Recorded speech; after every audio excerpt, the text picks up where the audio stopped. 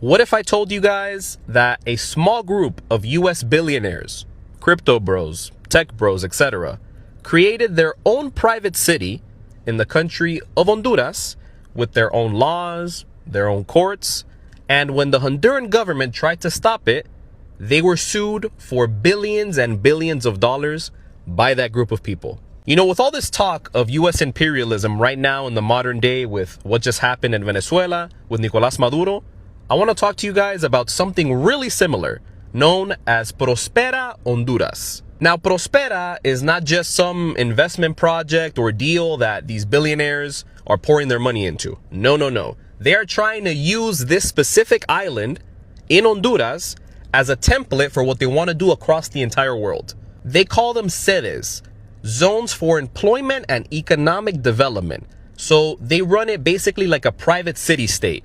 They have their own tax code, their own laws, their own police, their own everything.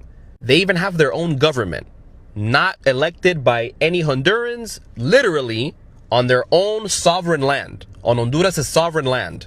And they're marketing it as the Hong Kong of the Americas. Now, to understand why this happened, we got to continue to understand US imperialism. Now, back in 2009, there was a US-backed coup in Honduras that ousted the president at that time, Manuel Zelaya. And this left Honduras in absolute shambles politically, economically, massive amounts of corruption, just instability overall. And these investors, these billionaires, crypto bros, etc., took advantage of the vulnerability of the power vacuum left at that time in Honduras. And they said, hey, here's some money, we're going to invest, we promise to invest in the country, blah, blah, blah, as long as you give us everything we want, including land, literal sovereign land from a sovereign nation. Until a few years ago, back in 2021, when the Honduran government repealed and made these sedes illegal, because they're literally allowing for foreign investors to just create their own cities, their own countries, anywhere they go on sovereign land.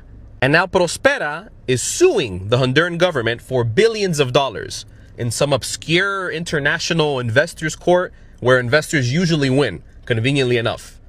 Funny enough, the narco trafficker, former president of Honduras, Juan Orlando Hernandez, that Trump pardoned, was a big supporter of these sedes.